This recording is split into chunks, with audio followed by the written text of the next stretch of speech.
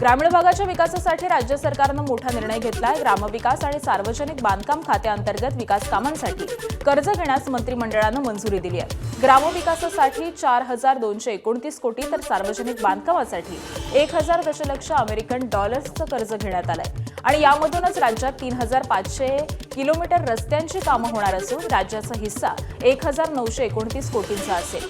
हे कर्ज Asian infrastructural investment bank आणि न्यू डेव्हलपमेंट बँकेकडून 2 टप्प्यामध्ये घेतलं जाणार असल्याची सूत्रांची माहिती आहे।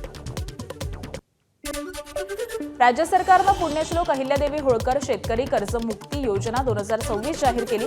या योजनेचा शासन निर्णय काल जारी करण्यात आलेला आहे। पात्र शेतकऱ्यांना 2 लाख रुपयांपर्यंत कर्जमाफी मिळणार आहे। नियमित कर्जफेड करणाऱ्या शेतकऱ्यांना 50,000 रुपयांपर्यंत प्रोत्साहनपर लाभ दिला जाणार आहे। तर ही योजना शेतकऱ्यांच्या आर्थिक दिलासासाठी महत्त्वाची ठरणार असल्याचं सरकारकडून सांगण्यात येत आहे।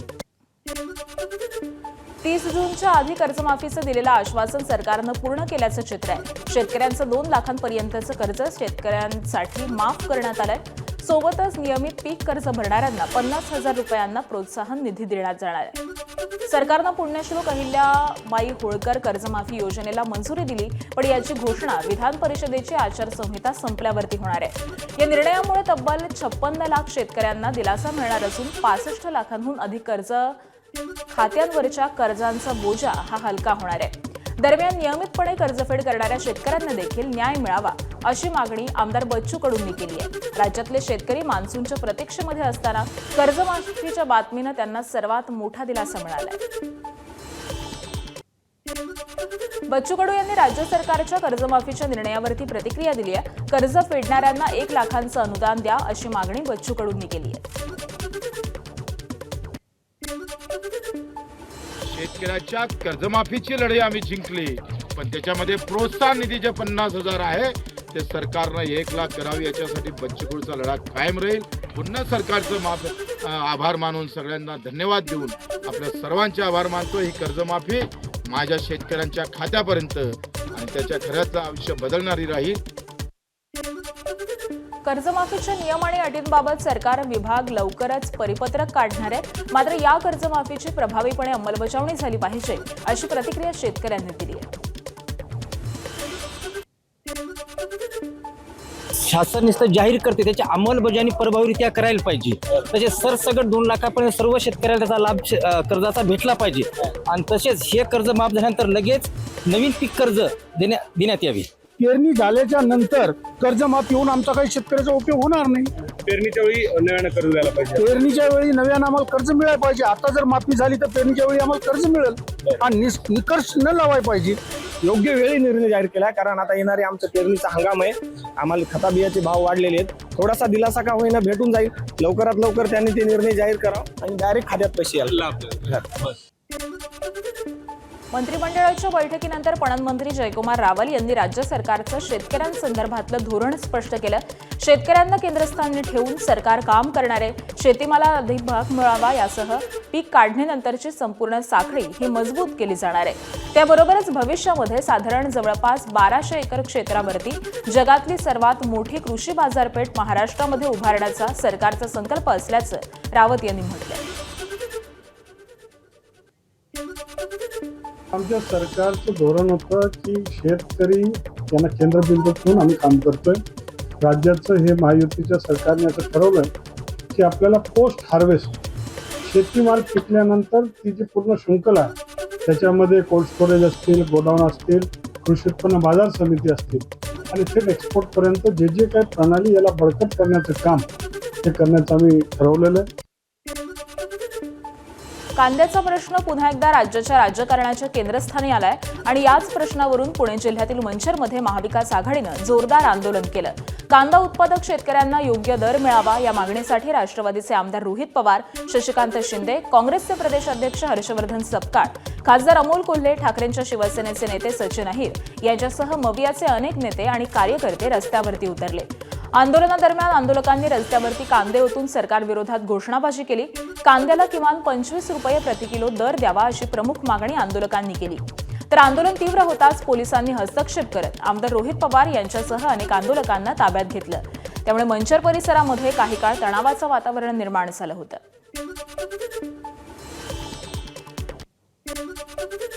आज सत्ताधाऱ्यांची भूमिका असेल की नको काय करतायत हे, काय किती वेळ बसतील, आंदोलन करतील, काय फरक पडत नाही. आमचं फक्त एकच म्हणणं आहे, शेतकऱ्याला आणि सामान्य लोकांना सांगायचंय, तुम्ही तुमच्या हक्कासाठी सिस्टमच्या विरोधात रस्त्यावर आला नाही तर तुम्हाला अडचणी वाढत जाणार आहेत. सरकारने दिलेलं वचन पूर्ण करत नाही, त्या अर्थानं हे सरकार बैमान आहे आणि बरीचभर यांनी मोकं बहिरं आणि आंधळ बनत असताना कुंभकर्णी झोपेचं ढोंग हे करत आहे. त्यांना ढोंगातून जागा करण्याच्या अनुषंगानं आज हा मोर्चा या ठिकाणी आयोजित करण्यात आलेला आहे.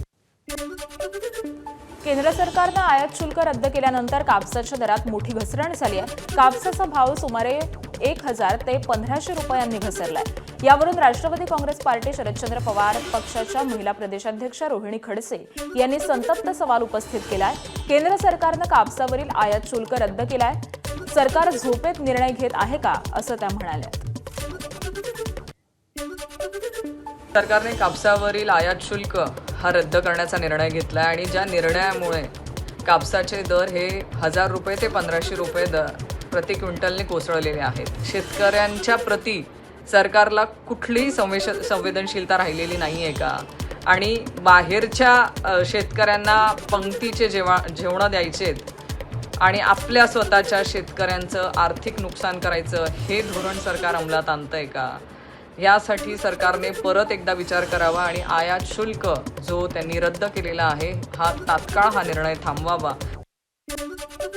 पेट्रोल डिझेलचे वाढते दर आणि महागाईच्या विरोधामध्ये राष्ट्रवादी काँग्रेस शरदचंद्र पवार पक्ष आज नवी मुंबईमध्ये आंदोलन करणार आहे. पक्षाच्या वतीनं भव्य मोर्चा काढण्यात येणार असून खासदार सुप्रिया सुळे, प्रदेशाध्यक्ष शशिकांत शिंदे, जयंत पाटील, रोहित पवार, जितेंद्र आव्हाड आणि उरण नगराध्यक्ष भावना घाणेकर यांच्या नेतृत्वाखाली हे आंदोलन होणार आहे. मुंबई, नवी मुंबई आणि ठाणे परिसरामधून मोठ्या संख्येनं कार्यकर्ते या मोर्चामध्ये सहभागी होणार असून वाढत्या महागाईबाबत सरकारला जाब विचारला जाणार आहे.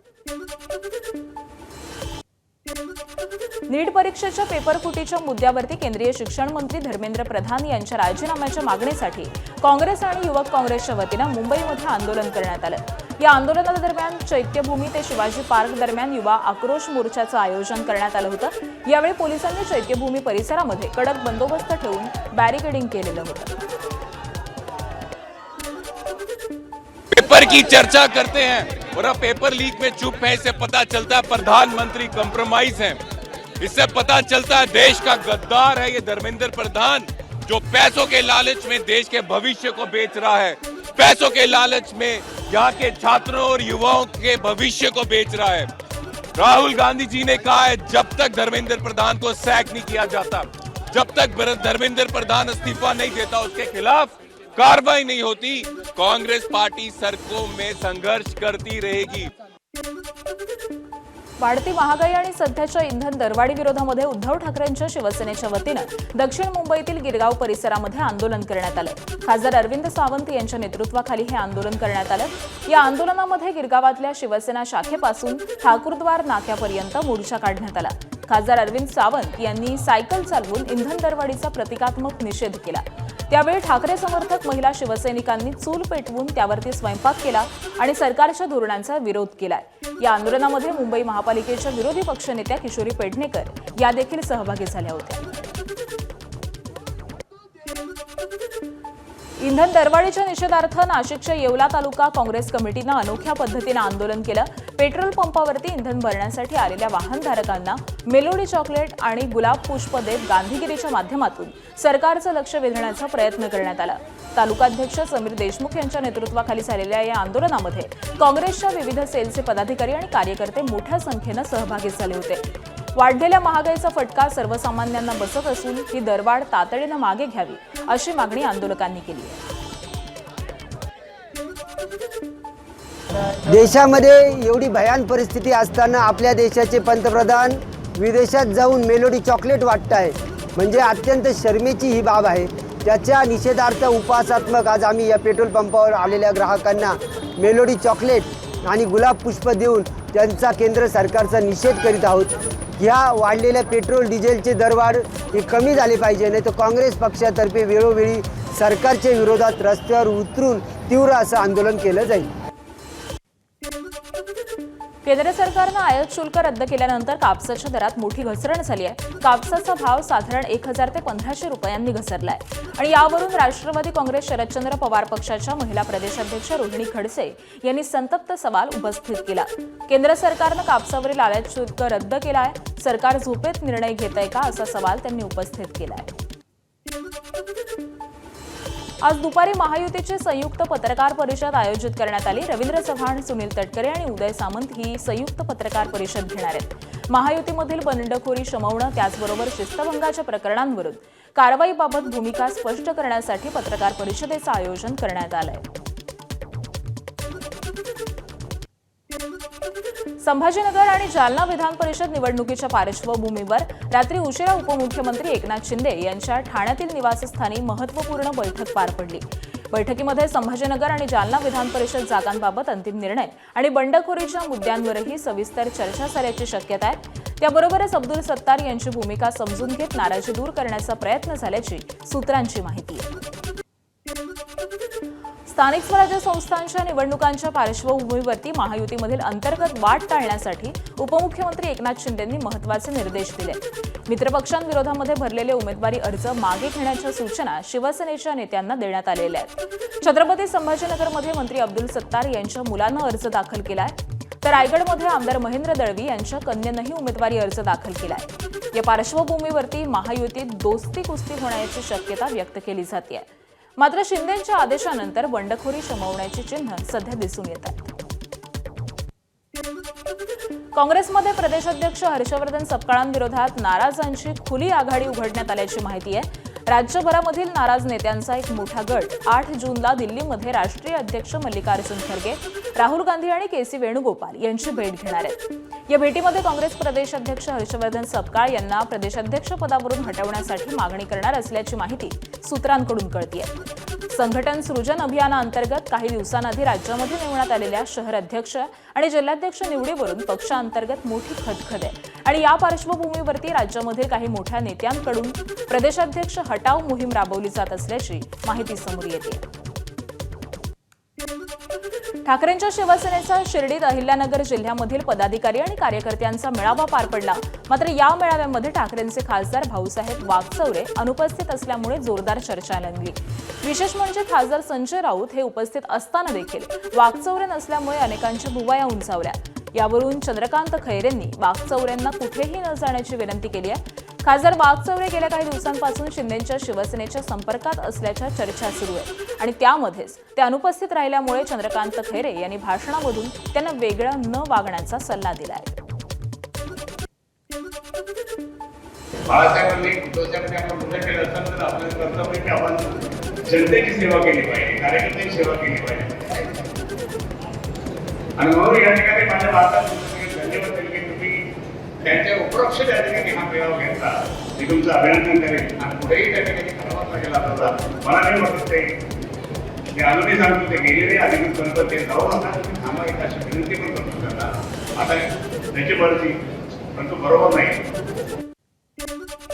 महायुतीतील बंडखोरी थांबवण्यासाठी हालचालींना वेग आलाय. भाजप प्रदेशाध्यक्ष रवींद्र चव्हाण आणि राष्ट्रवादी काँग्रेसचे प्रदेशाध्यक्ष सुनील तटकरे यांच्यामध्ये अर्धा तास बैठक झाली.